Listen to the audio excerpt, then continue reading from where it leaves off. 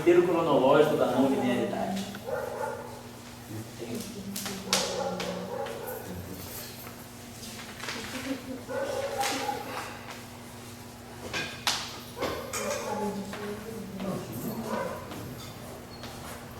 Então, se a eletrodinâmica, como a gente entende que é de eletrodinâmica, vou colocar aqui não linear.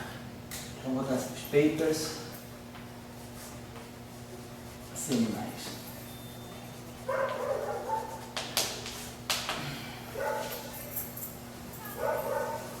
Se alguém precisar, coloquei aqui mais ou menos as coisas separadinhas. O primeiro paper que tem é o Halper. Vocês têm ele aqui.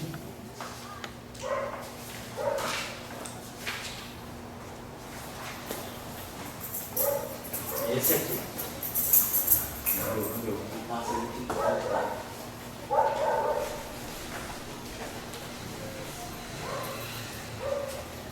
Então eu vou botar PR, porque é Physical Review, tá? Porque Physical Review naquela época ainda não era sessionado, era volume único.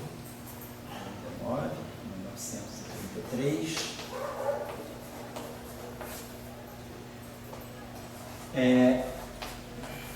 O trabalho é na verdade de 32, mas ele foi publicado em 33, né?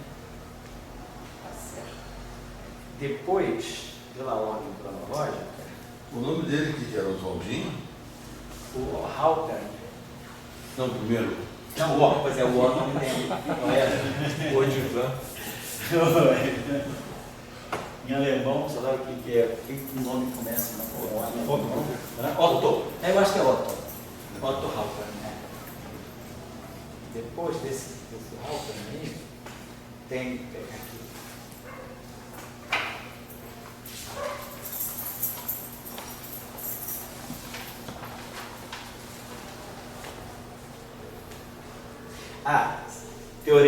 Teorema russo. Sempre o russo fez primeiro, né? Então, nesse paper aqui, a verificação do teorema russo seria...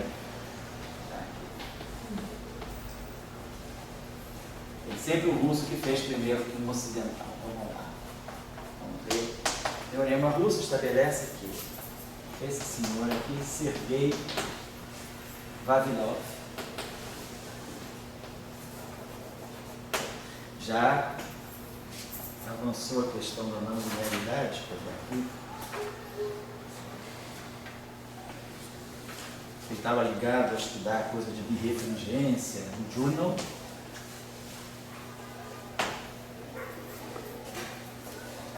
Jornal Research Physician.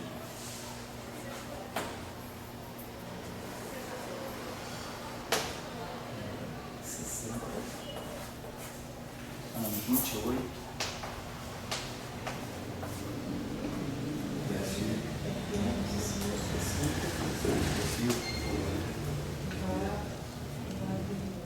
Vavilov. E o outro paper que ele fez é um Physical Review 36, ano 1930. Mas você conseguiu essa bibliografia? Eu consegui através de paper de um italiano. Eu vou dar referência desses italianos para vocês, com um paper muito bom também. São preciosidades que estão no Eu estou só colocando de brincadeira. Então, esse paper aqui seria o que discutiu a questão da birrefringência. A birrefringência podia estar associada a algum tipo de não linearidade. Halper, então, pega esse trabalho aqui em 33. O Oswaldinho, ele também botou assim, fotos interagindo, porque... Eu nunca vi um paper deles. Nunca peguei. Pode-se pegar esse. Mas você sabe que tinha não linearidade. Só os italianos comentam isso. Depois nós temos aqui 28, 30, 33. Aí, em 33, aí já vem o paper do Del Quick.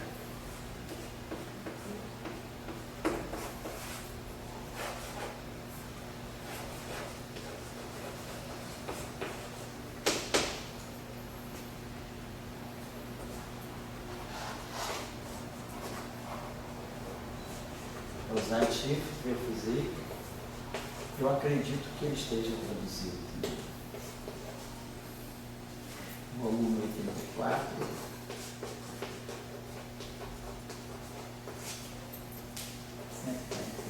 Esse é o peito do teu espalhamento mesmo. Isso tudo 33, né? Depois 33 também tem o Euler Heisenberg. O Euler Heisenberg, na verdade, foi 33, mas foi publicado depois, né? Porque naquele tempo, às vezes, as pessoas mandavam o paper para a revista, ficava 2 anos na gaveta do editor, a coisa, o paper não era tão enviado pelo próprio autor, você tinha que mandar o paper para alguém importante na área, essa pessoa que encaminhava o teu paper para a revista. Então, tinha história, por isso que o Einstein segurou o paper do Kaluza-Klein muito tempo.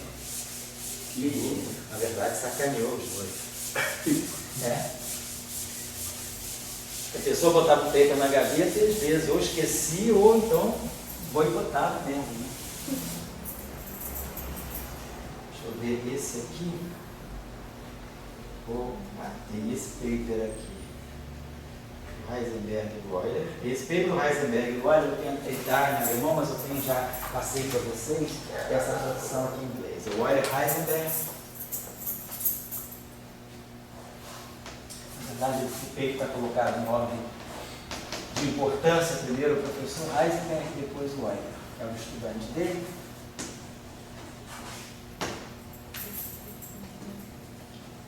O grupo de cerveja em 33, ele quer calcular o espalhamento dele.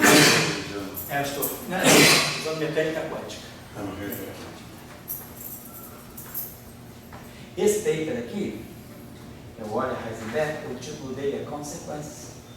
É justamente quando ele estuda a questão do vácuo de Dirac, né? Consequences of Dirac's theory of force. É que esse Del Brook, ele é difícil de calcular de novo. Lembra quando a gente estudava aquele livro lá da... Vamos, esqueci aquele livro. Um livro lá daquele professor de Stanford. Ele era espalhamento. Schwinger? Hein? O Schwinger.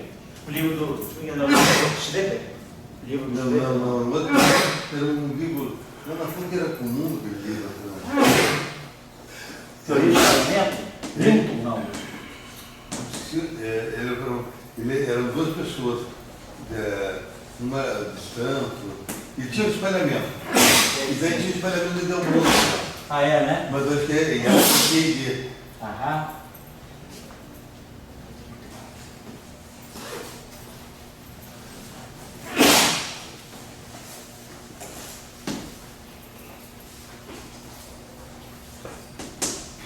Então esse paper aqui está no archive traduzido, né? Mas esse paper aqui ele foi publicado no Zeitschrift que eu escrevi também, o original dele, o Zeitschrift Physik.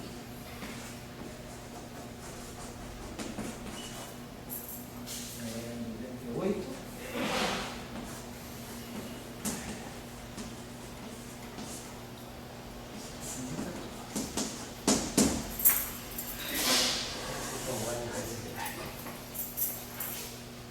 Del Brook, eu botei ali, Bornfeld, o original de Bornfeld.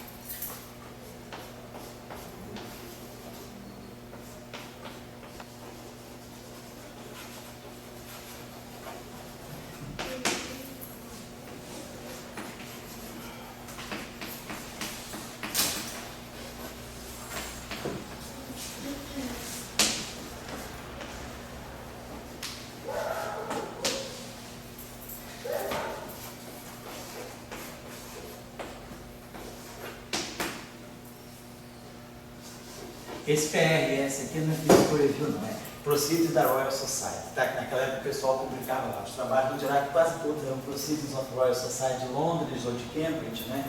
Então, Proceedings of Royal Society de Londres, nesse caso. Series A, volume 144, por 34. 400.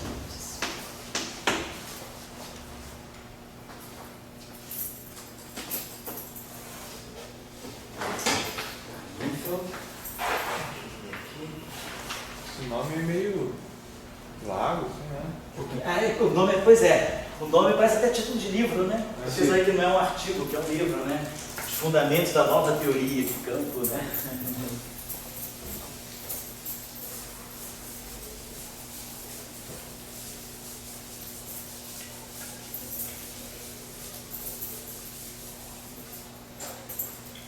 Gostar desse tratado é legal, porque eu conheço o do Max Moore, Sei. são outros, não é esse PRS tão longo. Ah, sei, né? A revista PRS, Physical Review, só Não, é Proceedings of the Royal Society. possível. Proceedings of the Royal Society de Londres. Depois tem esse paper aqui do Euler, sozinho já.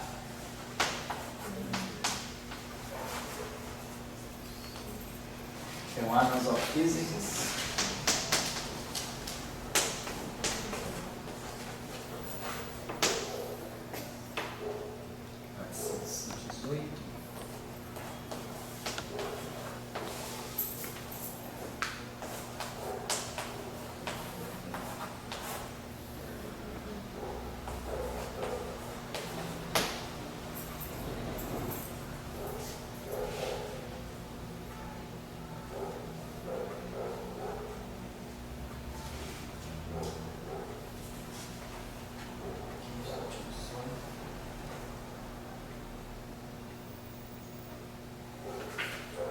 Depois tem um paper também de russos aqui, esse aqui, até o Arhizer. O Arhizer ele tem um livro de eletrodinâmica quântica muito bom.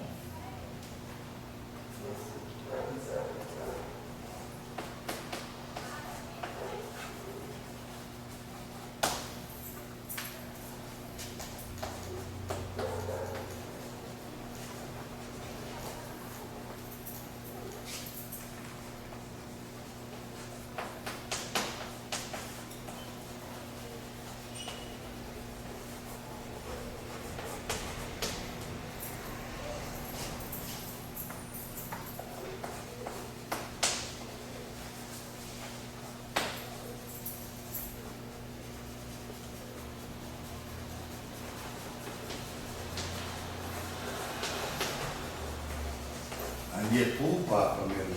Aqui, Pomerântico.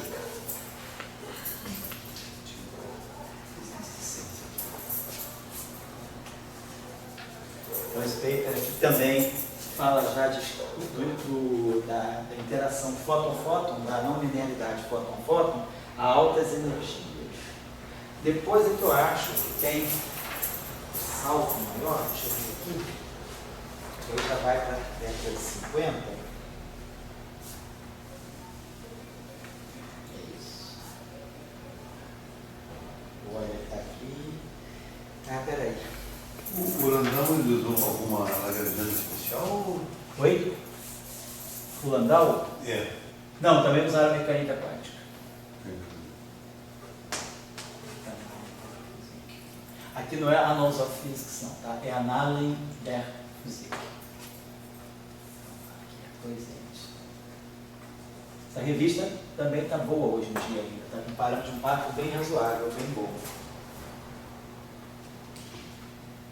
Esse aqui, ele tem um livro de...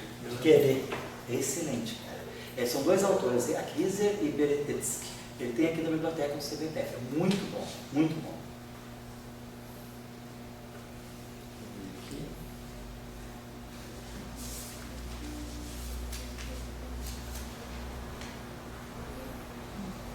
Aí a gente vem para a década de 50, que é quando o pessoal começa a estudar a discussão do chamado photon splitting, que é a não linearidade que leva, né, ao fóton poder decair em outros fótons, né, quebrar em outros fótons.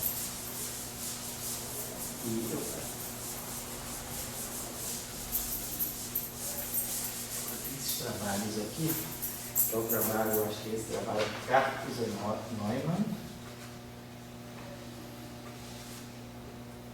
Então, de repente, tem esse salto dele, tá?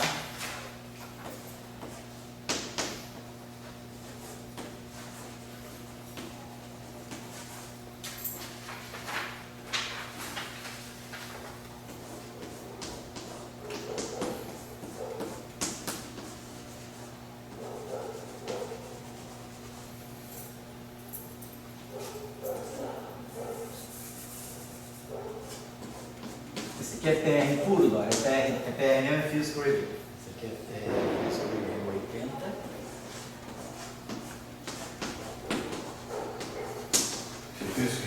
Esse é Physical, PR é Physical Review mesmo. Como?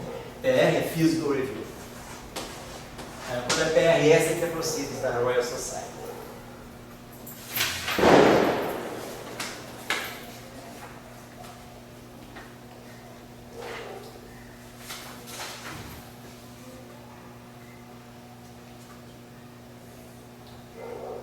Depois tem um outro Cartus Neumann. Então, Physical Review também. 83.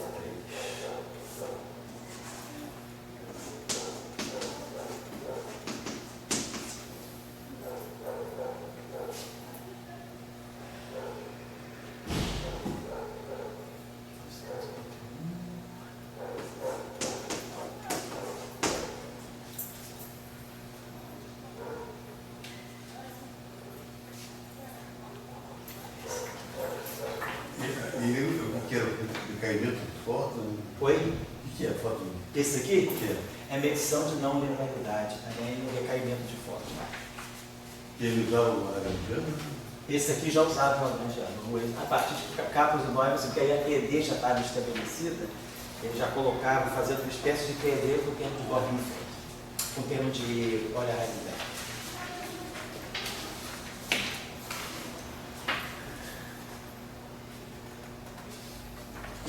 Vamos trabalhar aqui, deixa eu ver se é girar. 60.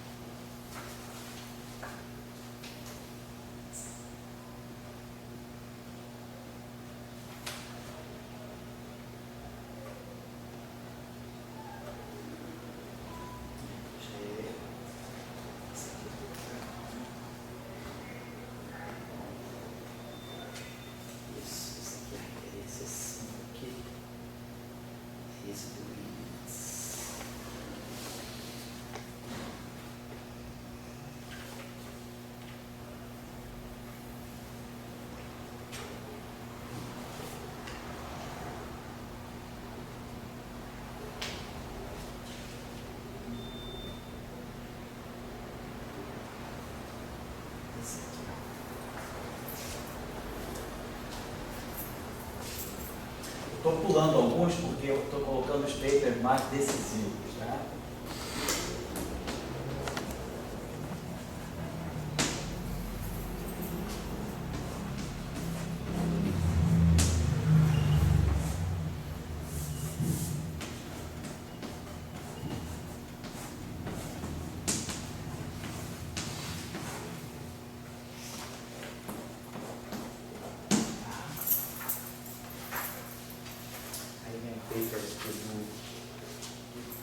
Do Adler. Acho que tudo já do. Você que fala de logaritmo, Sim, exponencial. isso é tudo mais recente. Mais recente. Em conexão física de buraco negros, assim, é tudo mais recente.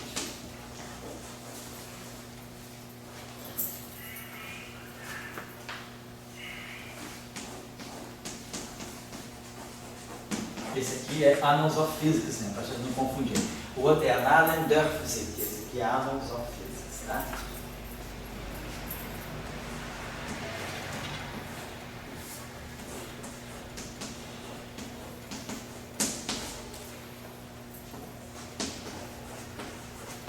Depois tem esse paper aqui, que eu acho Esse é excelente. aquele exemplo que ele estudou o espalhamento.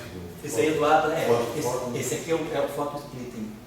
Ele faz ele formaliza, esses três trabalhos aqui são photo splitting. E aí o Adler aqui faz um estudo mais detalhado, mais genérico, com mais, assim, com mais... O que é foto splitting? Photo splitting seria o seguinte: você tem um fóton livre, você tem um campo magnético. Então, suponha que esse fóton tem um campo magnético externo, razoavelmente intenso. Então, você tem um fóton livre. O fóton está no vácuo, Mas aí, devido à interação com esse campo eletromagnético, esse fóton aqui pode se splitar em dois fótons. Esse aqui é um fóton com frequência ômega, esse fóton está sob a ação de um campo magnético, e esse fóton aqui pode se splitar em dois outros fótons, né, com diferentes frequências. E aí entra a não linearidade. O que o Adler faz, porque esses caras aqui estudaram a coisa mais fenomenologicamente, o que Adler faz é tentar construir uma população lagrangiana para o fóton split. Baseado naquele. Baseado naquele. E ele usa. Nada de Young-Mills. Ele usa três fótons. Usa também três fótons. Não, trivértice fótons.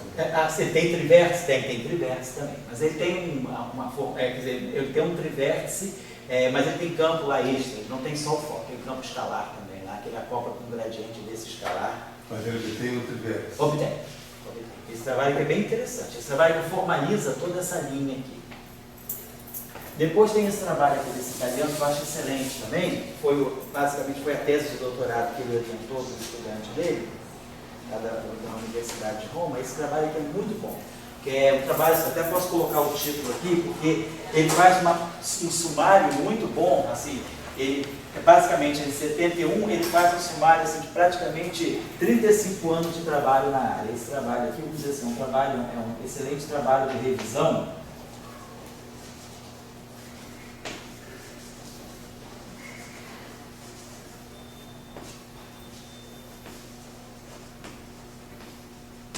Que abrange esse período, vamos dizer, basicamente ele abrange o período de 1928 até 1971.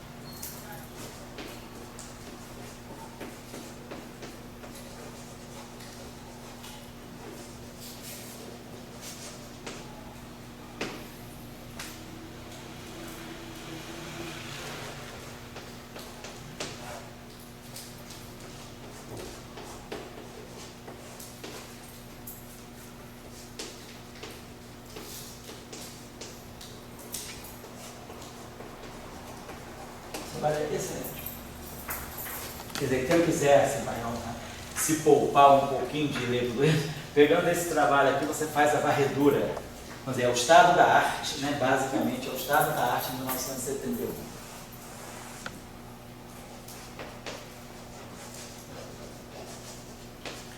Agora, ele pega tudo, 3D e faqueira. Pega clássico e quântico. O manda-chuva é quem é? O manda-chuva aí é o Constantino.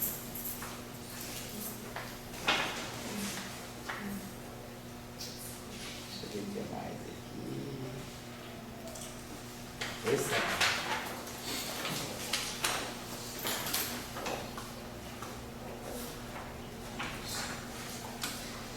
Depois, claro, eu acho que a redescoberta do Bohr líquido pela teoria de cordas vem com Seidel, em 1999. Então, eu acho que até esse período aí, 71, porque também vocês têm que... vamos pensar, vamos entender por que a área parou um pouquinho em 71. Não é à toa esse número aí, essa data, 1971. A área sofreu um estacionamento aí em 71, porque as teorias de Young-Mills vinham sendo desenvolvidas lá desde a década de 50, 54, com o peito de Young-Mills. Em 71, Toft e Veltman mostraram que as teorias de Young-Mills são renormalizáveis.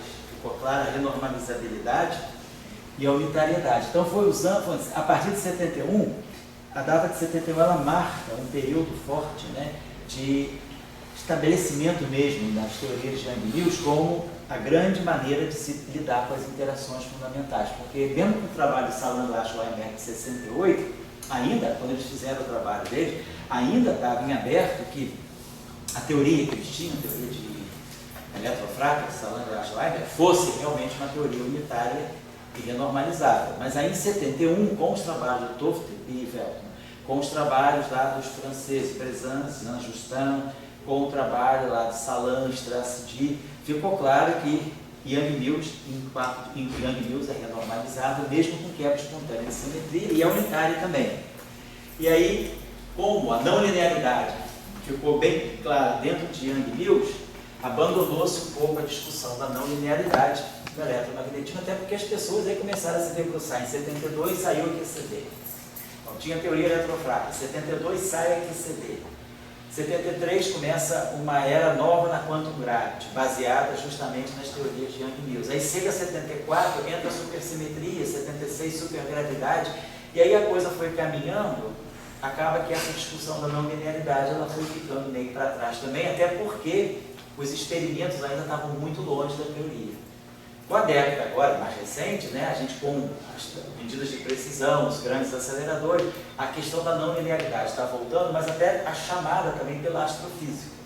A discussão das relações de dispersão dos corpos, então, tanto a astrofísica, né, a astrofísica de raio-x, como a astrofísica de visível, de raios gama e os resultados assim, de aceleradores que podem produzir fótons de altíssima energia, chamou de volta a questão da não linearidade por causa das possibilidades de medição agora. Por exemplo, se espera que em 2018 se possa medir o efeito de Bright-Wheeler, né? O E mais, o gama-gama e o D mais e menos. Então tem uma série de novidades por conta disso. Agora, a área ganhou de novo um grande impulso por causa dos trabalhos de... Eu acho que não cita por aqui.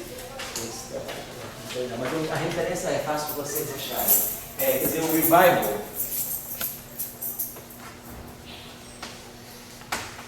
da não linearidade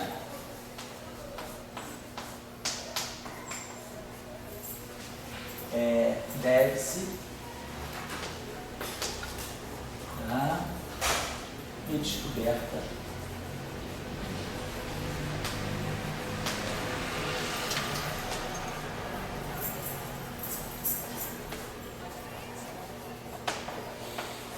da teoria de Born-Infeld através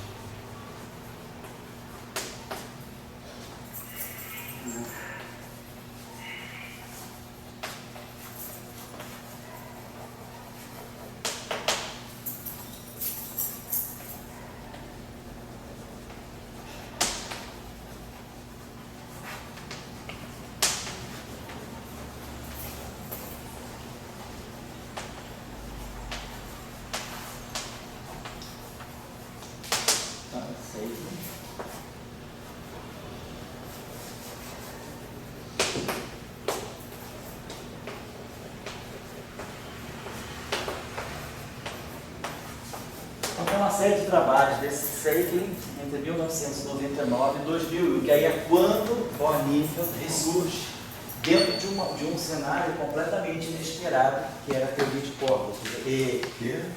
Oi? TS. TS. TSEY. Seidlin. Tá? É russo? É russo. Então ele redescobre Born-Infeld através das teorias de hipótese. Tem algum trabalho dele? Oi? Tem algum trabalho? Tem, não, as publicações dele que eu não tenho aqui anotadas, mas as publicações dele, vocês podem botando lá no archive, entre 99 e 2001, vocês vão achar, acho, uns 3 papers que ele fez, tá? E é 3 papers. E, quer dizer, basicamente, a questão que ele colocou é, se a teoria de hipótese é uma teoria fundamental, ela vai ter que funcionar. Oi? Ela Isso, teria que funcionar para Born-Infeld. Para eletromagnetismo. Para eletromagnetismo, ele perguntou, então como é que eu vou ver um eletromagnetismo emergindo da teoria de cordas? E aí ele viu que saía exatamente a teoria de Born-Infeld. É o derivado, a teoria de Born-Infeld é o legado eletromagnético da teoria de cordas. E aí isso aí redefiniu um pouco a teoria de Born-Infeld, porque inclusive ele também mostra que a própria gravitação quântica ela pode ser obtida como uma teoria de Born-Infeld. Então ele estuda o Born-Infeld eletromagnético e estuda o Born-Infeld gravitacional. Interessante como a teoria volta, né? Pois é. Cara, o quê? Praticamente o quê? 65 anos depois.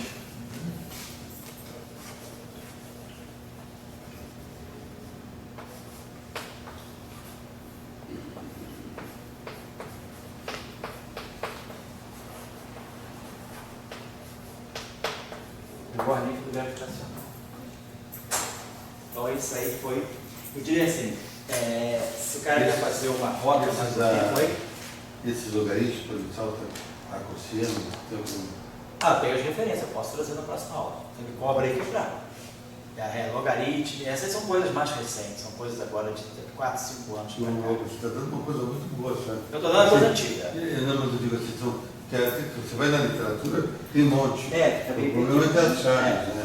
Eu acho que tem algumas coisas que eu saltei, mas eram trabalhos mais secundários. Eu estou dando a linha mestra, né? Agora, se o cara quiser dar uma parada para pensar, eu acho que isso aqui faz uma revisão dessas 3 décadas, dessas 4 décadas de trabalho, praticamente, esse trabalho dos italianos aqui, porque foi a tese de doutorado do De Todis, que o Constantino orientou. E essa, quer dizer, esse é um artigo que saiu da tese, então é um artigo bem detalhado também. Tem um artigo mais recente que saiu também, que eu dei no curso aqui, no outro curso que a gente fez, que é também um tutorial de Photon Sketching, que é uma coisa mais moderna, assim, é um trabalho assim, tipo uma monografia. É uma coisa mais, não tem muito fundamento, mas eu acho que é bem útil assim, para também ver coisas práticas, né? Esse trabalho aqui é um artigo didático, na verdade, né? Mas eu achei esse trabalho muito bom.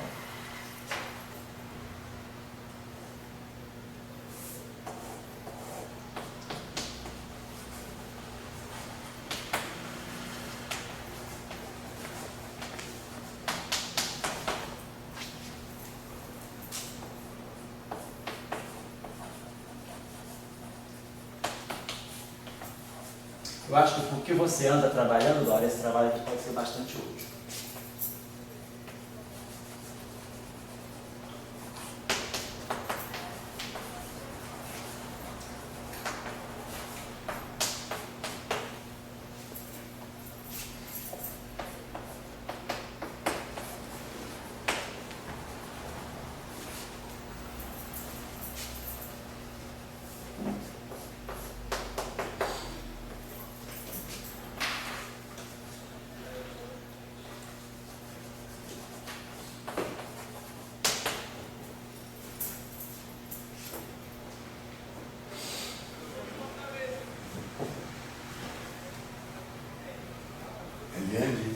Oi?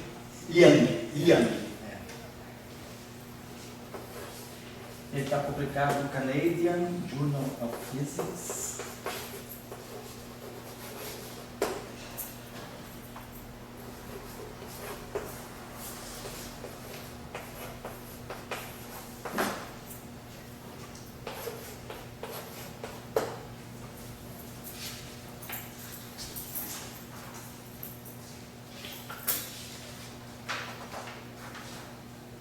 O que você propõe?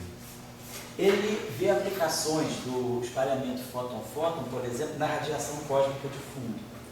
Então, quer dizer, ele estuda, ele aplica... Mas aqui é para... QED, é espalhamento fóton-fóton mesmo, tipo Delbrück.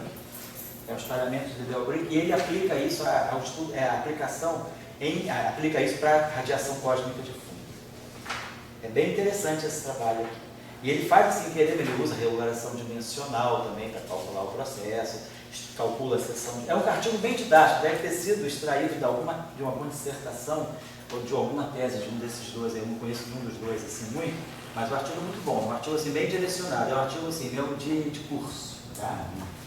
Então eu acho mas assim, ele não faz um histórico da época não, mas é um artigo prático, para você ver aplicações práticas. Eu acho que o cálculo que ele faz aqui bastante interessante, que para você, desses modelos que você está estudando, você pode aplicar, é justamente, você tenta, ele identifica que você pode calcular o livre caminho médio dos fótons na radiação cósmica de fundo usando uma teoria tipo QED, uma teoria de fótons interagentes. E aí ele elege o espalhamento de Delbrück como sendo o processo-chave para ele tirar uma informação sobre o livre caminho médio dos fótons na radiação cósmica de fundo. Eu acho que é um trabalho assim, é uma coisa bem atual, o trabalho é de 2012. Certo? Então eu acho que isso aí a gente pode fechar a nossa discussão sobre aspectos não lineares da eletrodinâmica, e aí a próxima aula a gente retoma falando de Maxwell Calder. O que eu te preocupo muito, Guilherme, como é que foi tem uma teoria que se chama QD. E essa turma, vamos dizer, é uma turma, vamos dizer, fora da lei. Isso. Como é que houve essa luta, isso aí, na tua opinião? Entendeu? Não, eu não digo que seria assim. Eu não digo que você necessariamente tenha uma luta ou que seja fora da lei. Digamos o seguinte, a QED, como toda boa teoria em física, tem seu limite de validade. Então você explora uma teoria até um certo limite máximo que ela pode funcionar. Então você vai explorar a QED, o que são os elementos fundamentais da QED? Basicamente, vamos dizer assim, a escala fundamental da QED é a massa do elétron. Quer dizer, o único parâmetro dimensional que você tem na QED é a massa do elétron. Então essa massa do elétron fixa para você uma escala de energia de 0,5 metros. Uma escala de energia de 0,5 metros, ela fixa para você uma escala de frequência para fóton, faixa de 10 a 20 Hz. Então, a QED, naturalmente, ela te dá uma faixa de energia, te dá uma faixa de frequência e te dá uma faixa de distância. A faixa de distância, vamos dizer, seria frequência da faixa 10 a 20 Hz. 10 a 20, só a gente olhar aqui, né? Como é que é? A gente tem 0,5 MeV, então vamos botar aproximadamente 1 MeV de energia, né?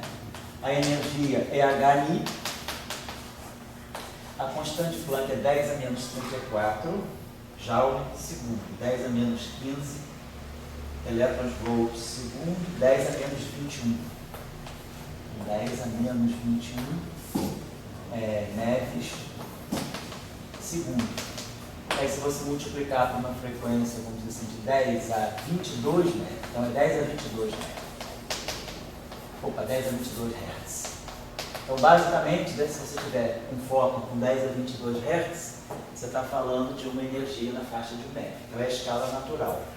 De outro modo também, então, quer dizer, a escala natural, você teria a massa do elétron, né, que te fixa uma escala de energia, que é 0,5 MeV, que é a escala de energia quando a QED começa a funcionar bem.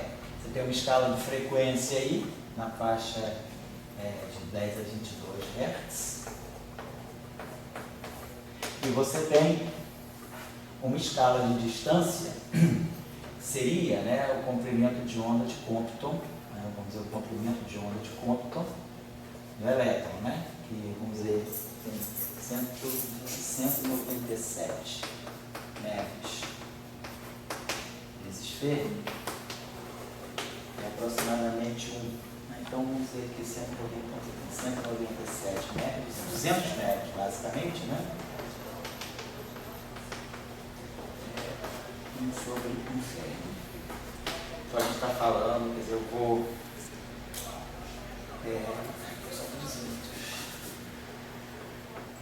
Fm são 10 a menos 15 metros, 10 a menos 13 metros, uma distância típica de 10 a menos 13 metros. Então, quer dizer, vamos dizer, 10 a menos 13 metros são 10 a menos 1, vamos botar 10 a menos 13 metros, né? Ou, se a gente quiser, pode botar na faixa de 10 a 2 Fm. Que é basicamente a escala, 10 a 10. A escala atômica é 1 Fermi, né? 10 a 2 Fermi é uma escala, entre a escala nuclear e a escala atômica. Quer dizer, essas escalas aqui, basicamente, fixam a QED. Então, se você agora está falando de fótons com frequência de 10 a 26, frequências muito mais altas, quer dizer, o limite da QED, até onde você pode aplicar a QED, né? Se você está ali, que nível de distância, se você estiver trabalhando, por exemplo, com, multiplica 2 ordens de grandeza aqui, imagina que você está trabalhando agora a 10 a 2, 10 a 3 MeVs, né? Uma ordem de grandeza de 10 a 3 MeVs aqui, 10 a 25 Hz aqui e 10 a menos 16 metros aqui. Você já está na escala nuclear. Então você já está começando a ver a teoria eletrofraca, o eletromagnetismo muito próximo da teoria eletrofraca. Então vamos dizer, o eletromagnetismo, então, quer dizer, essas teorias aí, quer dizer, quando você diz a não linearidade, ela, vamos dizer assim, o cara é um fora da lei frente à QED? Não, simplesmente ele está dizendo, ó, a minha QED funciona bem até esse nível, até essa escala, sei lá, de energia, ou até essa escala de distância. A partir daí, eu já preciso olhar a QED com alguma extensão, que seriam efeitos não lineares. Aí, da onde vêm esses efeitos não lineares? Então, um efeito não linear pode vir da própria teoria eletrofraca. Então, por quê? Porque o fóton descende de uma teoria de Young-Mills. Né? Então, no fundo, você não está assim, dizendo, eu estou estou desconstruindo a QED. Não, você está simplesmente analisando uma teoria um pouco além do limite de validade dela. Então você fala, o que eu preciso fazer para completar a QED se eu estou agora em uma escala de energia que é acima da escala de energia onde ela me fornece resultados com uma ótima precisão. Então, quer dizer, se você agora está fazendo física, se você dá ao elétron agora uma energia na faixa de, vamos dizer assim, de 50 GeV, o elétron tem massa de repouso de 0,5 metros. A escala da QED está muito bem fixa na região do MeV, 10 MeVs, 200 MeVs, 1000 MeVs, que é mais ou menos a massa do próton. Quando você, ou seja, um GeV. Até um GeV a QED funciona muito bem. Se você agora começa a dar uma energia para o elétron na faixa de 50 GeVs, 100 GeVs, você já está dando ao elétron suficientemente energia para ele começar a interagir, por exemplo, com W ou com o bóson de Higgs. Então, os processos eletrofracos já começam a entrar em ação e competir com os processos eletromagnéticos. Você já tem energia suficiente para o elétron perceber que o mundo não é só elétron, pósito e fóton. Ele já começa a ver que existe vida além de mim no pósito. A vida é quem dá o bóson do campo de Higgs. Então, você dando...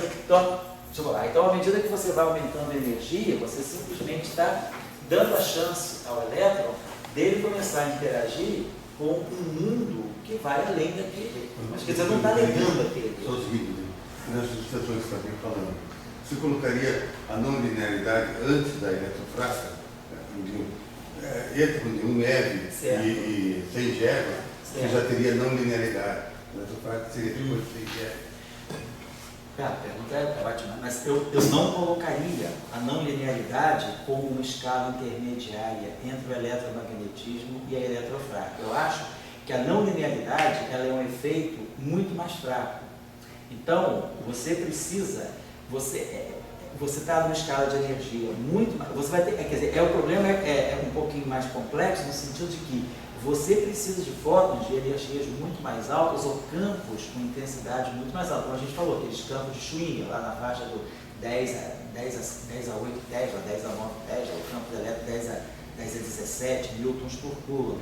Então você está numa região e você pode estar com frequências muito altas. Você está numa região... Mas aquela região, desculpa, é antes de 100 GeV. Não, por exemplo, se você pegar um raio gama aí... Porque 10 a 17 newtons por coulomb. Aquilo ali é QED, aquilo ali é antes de 100 GeV. É uma escala de não linearidade, mas é antes da eletrofraca. Mas o processo é pouco competitivo. Então, se você começa agora a estar na região dos GeVs, vamos dizer 10 a 2 GeVs, que é a escala eletrofraca, os processos eletrofracos vão dominar sobre esses processos não lineares. A não linearidade, ela dá resultados muito fracos em relação aos processos fracos. A gente imagina sempre assim, a constante de acoplamento eletromagnética é 100 vezes mais intensa do que a constante de acoplamento fraco. Então você imagina que quando o elétron sofre uma interação eletromagnética e sofre uma interação fraca, a interação eletromagnética dele domina sobre a interação fraca com um fator de 10 a 2. Então, mesmo na escala eletrofraca, quando você pega a seção de choque, espalhamento elétron-elétron, o elétron interage com o elétron trocando fóton. Isso te dá uma seção de choque. Agora, se você dá mais energia ao elétron, o elétron, além de trocar fóton, ele vai poder interagir com o outro elétron, por exemplo, trocando um Z0, ou trocando um bóson de Higgs. E aí, isso vai dar uma contribuição também para a seção de choque, só que é cerca de 100 vezes menor do que a contribuição que vem da QED. Quer dizer, o processo da QED mais o processo fraco, que contribui para um certo processo que o elétron participa, o processo eletromagnético ele é cerca de 100 vezes mais intenso do que o processo fraco. Se você for olhar nessa escala, a contribuição não linear, ela deve ser talvez 10 a 4 vezes menor. Ela deve ser 100 vezes ainda menor do que a própria interação fraca. Você ficaria com, se você atribui a interação eletromagnética à escala 1, a escala eletrofraca é 10 a menos, a contribuição eletrofraca é 10 a menos 2 e a contribuição de não linearidade seria 10 a menos 4. Então ela é muito abaixo. Então, são processos de alta precisão. Por isso que é só agora que o pessoal está começando a se dedicar à não linearidade, porque agora o pessoal tem, você tem aparelhos de medição com uma precisão muito mais elevada para poder detectar esses efeitos de, sabe, de correções na traje. Fala aí. Agora, é só uma pergunta, você estava falando dessa parte de não linearidade, você falou de energias muito altas. Na natureza existe energias nesse nível Existe. tão alto? Os gamma ray bursts, por exemplo, quando você tem essas explosões de raios gama nesses magnetários, você está produzindo raios gama ali na faixa de 10 a 28 Hz. 10 a 28 Hz significam 6 ordens de grandeza aqui. 10 a 28, você bota 6 ordens de grandeza aqui. Ou seja, 10 a 6 GeV. 10 a 6 GeV é um TeV, do LHC. Praticamente. Então essa parte da não linearidade ela consegue ser aceita porque na natureza, tem essas condições. Justamente estão vendo, por isso que a não linearidade hoje está sendo muito olhada pela astrofísica. Porque nesses processos astrofísicos, sobretudo nessas magnetárias, estrelas de nêutron, buracos negros também, você tem emissão de radiação eletromagnética de altíssima frequência. E ali é um TeV de energia, basicamente essa. Se você pegar aqui 10 a 28 Hz, você multiplica a frequência por 10 a 6, você vai multiplicar a energia por 10 a 6 também. Então vai dar na faixa de 10 a 6 metros, que é um TeV. E aí você vai para a escala de distância, você vai ficar com 10 a menos 19 metros. 10 a menos 19 metros são 10 a menos 4. Então você está numa escala 10 mil vezes menor do que a escala nuclear. Então é um processo muito, muito elementar mesmo. É por isso então, porque você tem processos na natureza que te dão esse nível de energia. Você não consegue produzir assim, no laboratório, você precisa construir um LHC para poder fazer. Mas na natureza ela te dá um gamma ray burst, uma estrela de nêutron também, uma implosão de uma dessa chamada supernova, né? Aí você produz onda eletromagnética desse nível de frequência, tá certo?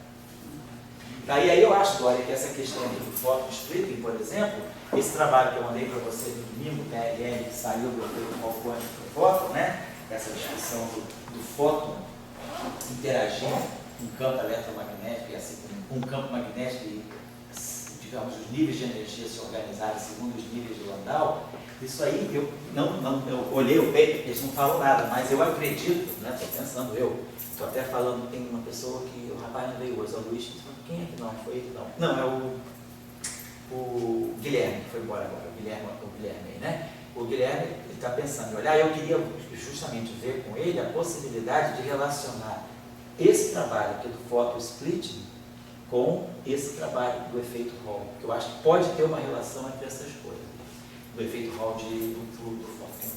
Porque é a questão da interação do fóton com o campo magnético externo. E aí, esse fato, esses níveis de energia que o fóton pode ter, tipo nível de Landau, você vai ter é como se o fóton se comportasse agora como uma partícula massiva, né? E com carga, que ele vai sofrer efeito da força de Lorentz. Então, eu queria ver até que ponto a gente pode relacionar com isso. Eu acho que é um trabalho, esse trabalho que saiu agora no Físico do Letras é um trabalho que a gente levar bem a sério, é um trabalho bem interessante. Sou um cara que gosta de lagrangiano. E daí eu pergunto o seguinte, nessa turma aí, duas perguntas básicas. Uma lagrangiana, como que o fóton não interage, mas tem carga elétrica. E a outra que o fóton interage com o campo eletromagnético, diretamente. A intermeia, alguma coisa assim. Essas lagrangianas, eles têm alguma lagrangiana que traz essas duas características? Está entendendo o que eu estou dizendo? Estou entendendo. Não, todos esses lagrangianos, como o processo está tudo ligado com, quer dizer, não necessariamente precisa ter carga elétrica, mas a constante de acoplamento é a carga elétrica, é a constante estrutura fina. Tudo isso... A carga elétrica está diretamente ligada. É essa questão. Porque, vamos dizer, existe um trabalho lá de 1895, do Lorentz. E ele diz que eletromagnetismo é carga elétrica. É a visão da época. É coisa taxativa, né? E me parece que, vamos dizer, até agora, eletromagnetismo é carga elétrica. A gente sempre se pensa no eletromagnetismo como sendo uma teoria para carga elétrica. É um campo gerado pela carga elétrica. O fóton. O fóton ele quer dois campos, né? Mas aqui, de onde é que vem aqueles dois campos? Da carga elétrica. Então ele carrega dois campos, mas a carga elétrica tem que estar atrás. Você imagina que esse fóton foi gerado por alguma carga elétrica que acelerou, aí saiu esse fóton disso. Quer dizer, o radiation, fóton, o fóton é radiação, ponto. Não tem fóton que não seja de radiação. Então, uma fronteira que eu ia dizer antes de nominalidade, se tem fóton Vindo de fóton. vindo de fóton. O trabalho do Adler é isso. Você gerou fóton por fóton. Vamos dizer, você produziu fótons numa estrela. E esses fótons passaram por um campo magnético muito intenso. E aí esses fótons vão se converter em outros fótons. Então esses fótons não vieram das cargas aceleradas na estrela, esses fótons vieram de outros fótons. Então você tem fótons gerando fótons. O ômega-1 é vento sólido, né? E se aquela constante de acoplamento não tiver carga, Sim. quer dizer, você está... Então isso é um ponto. Tá? Outro ponto é essa questão da não linearidade, que você está descrevendo para a gente. E quando existe um ponto, quer dizer assim, com o fóton, o AMI. O AMI ele não é invariante de Gauge, então não tem significado físico aquela coisa, né? Mas quando eu digo o AMI tem massa, carga, tem todos os números quânticos, vamos chamar assim, né? Daí a pergunta é a seguinte, se tem alguma lagrangiana que diz que o A interage com o B, o campo magnético, diretamente, que daria esse bom aeronauta direto, né? Essas lagrangianas têm assim, esse tipo do campo A Interagindo com o B tem. Nós vimos aqui. Então, talvez não sei se eu chamei a atenção, se você não lembra. Mas quando quando você escreve esse termo aqui, a lagrangiana, uma anisotropia. Quando você tem uma anisotropia no espaço-tempo, né, que você produz aquele termo, vou colocar esse termo aqui, tem um vetor de fundo, tem uma direção privilegiada, a gente tem um vetor que domina, né, o espaço-tempo, você tem um vácuo, mas nesse vácuo existe um campo originado de alguma física mais fundamental, e esse campo aqui é um campo uniforme que existe. Aí a proposição é que o campo eletromagnético se acople com esse campo de fundo dessa forma aqui. Então você tem uma proposta para modelar essa interação. E aí, se a gente olhar bem esse termo aqui, aqui você pode pegar, se você pegar, por exemplo, a componente zero aqui, pegar o V0, faz papel, a gente na eletrodinâmica chamava aquele V0, chamava de um vetor, de um escalar Q. Teria esse escalar Q aqui. Aí eu teria A escalar B. Então você teria uma interação do próprio A, próprio potencial, como você está falando, interagindo com o campo magnético. Tem essa interação aí. Isso se você tiver, por exemplo, aí você pergunta qual é a física que está por trás disso. Então, por exemplo, você pode imaginar que essa física é derivada, por exemplo, de uma teoria mais fundamental. O que poderia ser essa? Poderia ser esse vetor de fundo aqui, ele pode estar trazendo alguma informação da escala de Planck. Ele pode ser um vetor que está ligado lá à escala de Planck. E ele aparece no nosso mundo como sendo alguma coisa muito pequena, né? Quer dizer, alguma coisa um efeito muito pequenininho, mas que no fundo ele está fazendo esse acoplamento aqui que não tem naquele. Então é um pouco nessa direção que você está falando. Você pode gerar isso. Só uma última pergunta, né? Colocando qual é a questão que a gente está querendo botar? Qual é o contexto? Para não perder o controle disso. A lei de Marx, todo mundo está entendendo. Eu acho que isso não é uma questão, no Marx, o fóton é passivo. Ele não é igual gay, não. Assim, olha, dá processo. Deixa John Willis saber disso. Falar com o deputado. Ele é passivo. Então, quer dizer, a questão é a seguinte, se o fóton, será que o fóton pode competir com a gravitação? No sentido de a força está no início pela gravitação, está no início pelo fóton. Então você precisa ter um fóton mais ativo. Como você botou ali, ele interagindo com o campo magnético, o campo elétrico, etc. Agora, a pergunta que eu quero falar, será que o grande enlace, o grande aspectos que a gente tem que ver é que o NHC, a gente está ainda numa época do radiation photon. E a gente vai entrar numa época com o NHC, vamos dizer assim, o fóton criador de partículas. Então você começa a criar partículas a partir do fóton. Então você vê fóton, então fóton daí pode dar um monte de partículas geradas de fóton. Mas você está falando de fóton real ou fóton virtual? Fóton real. Fóton real. Você criar partículas pelo fóton ser um gerador de partículas. Certo. Quer dizer, as partículas saem do fóton. Assim como o Gelman fez quark, a tabela aí, fóton aí, para sair de quark, partículas, você sair de fóton. Então, na minha opinião, quer dizer, o que eu tenho como visão geral, é que nós vamos sair do radiation photon para um photon generator. Assim, ele vai gerar matéria, sabe? Eu acho que aí a Vagrandina está aberta à caça, vamos dizer assim. Mas eu acho que esse radiation photon, ele ainda está conosco. Ele ainda está conosco, sabe? Assim, tem muitas coisas aqui também que são muito espúrias. Entende? Assim, Estou pensando que uma coisa que você está falando dele, só vou terminar também agora, mas a gente pode pensar o seguinte: quando a gente pega, vamos dizer assim, a relatividade especial, né? Por que um fóton não pode decair num par elétron-positivo? Né? Basicamente a gente pensa assim: vamos dizer, o momento do fóton é P. Ele tem um momento P. Então aqui eu vou ter o momento do elétron mais o momento do positivo. O momento positivo, o momento do elétron. E a energia aqui, tá? Vai ser a energia de 1 mais a energia. Claro, se eu for, então se a gente apagar isso aqui,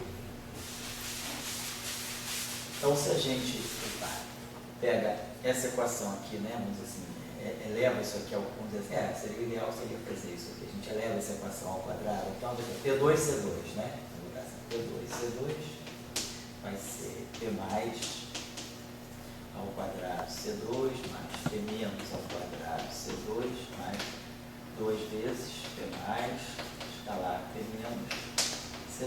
E aqui a gente vai ter A2 igual a E mais ao quadrado mais E menos ao quadrado mais 2 vezes E mais E menos. Vou colocar assim. Aí se a gente diminui um do outro, P2 menos P2, C2 é zero, tá no fóton, né? E2 mais menos P2, C2 é a massa M2C4, massa do elétron, né? E2 menos P2, C2 é M2C4, assim que vai ficar 2M2C4. E aqui eu vou ter mais 2 vezes E mais E menos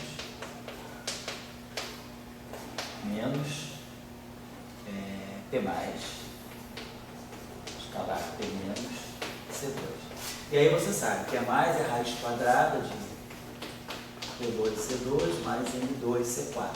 Então, sabe que esse termo aqui é maior do que esse, então isso aqui é sempre positivo, então eu tenho uma grande contradição aqui. Isso aqui nunca vai poder ser zero, isso aqui tem que ser zero. Isso aqui é positivo, esse número é positivo, então a gente vê que um fóton decaindo num par elétron-positivo, você viola a conservação, você tem inconsistência com a conservação da energia e do momento na relatividade.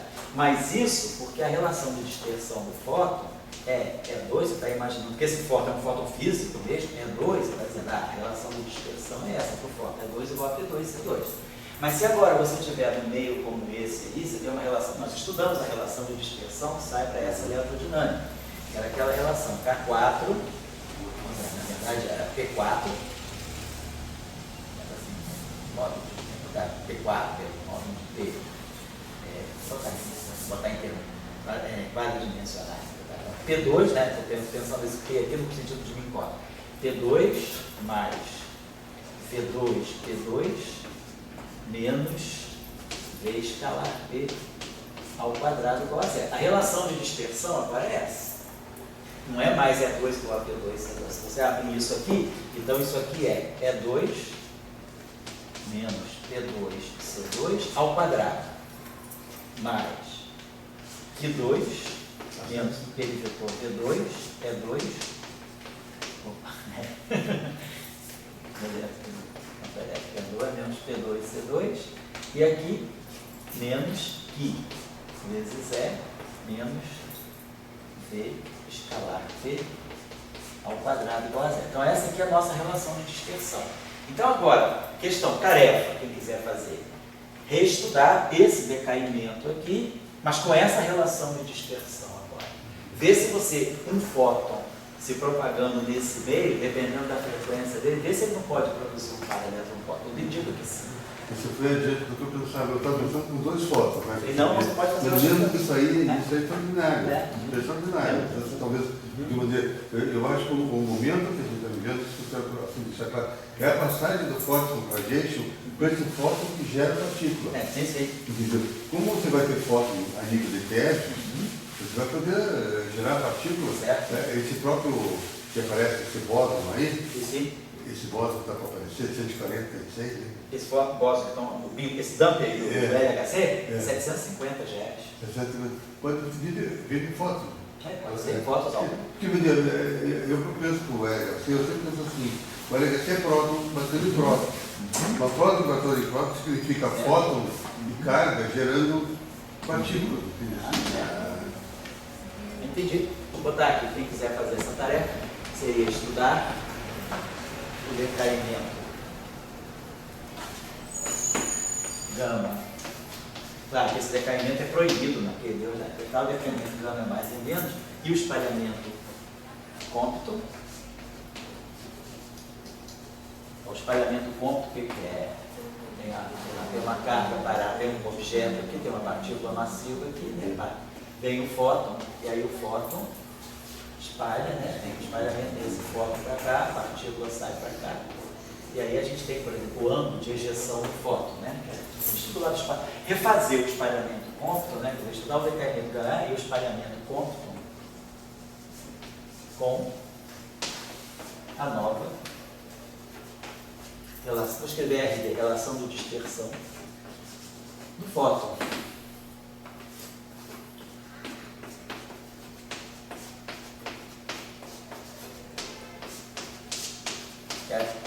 É o fóton agora num meio onde existe uma anisotropia. Então a gente vai fazer esse exercício de conservação de energia em momento, mas com um certo assim, cuidado na hora de mexer com as relações de dispersão. E aí a gente pode, de repente, produzir esse evento aqui. Tá certo? Então, pessoal, vamos fazer o seguinte, você não pode vir aula amanhã. Então não vamos dar aula amanhã, ninguém vai morrer por isso, né? Não vai ficar triste, né? Então a gente não tem aula amanhã para poder... Agora ninguém tem o telefone do Guilherme aí, né? Vou passar um e-mail para ele e rezar. Para ele não vir, para ele vir. Pô, é chato não ter o e-mail do telefone celular, né? Mas eu vou passar um e-mail para ele. De qualquer maneira eu vou estar aqui. Se ele não vier, eu tenho coisa para discutir com ele. Porque ele vai estar começando a entrar na dissertação de mestrado agora, eu tenho coisas a discutir com ele, ele vai. Eu gosto de escrever para ele para deixar de ir para o tempo para ele. Ele vai ganhar um tempinho com ele amanhã. Tá certo? E, bom, e aí a gente se vê depois do evento da semana que vem. Então, esse domingo, eu nem vou mandar e-mail para vocês, porque a gente não tem atividade. Aí, se Deus quiser, no outro domingo eu mando um e-mail acertando a semana seguinte, eu reponho essa aula de amanhã. Tá bom?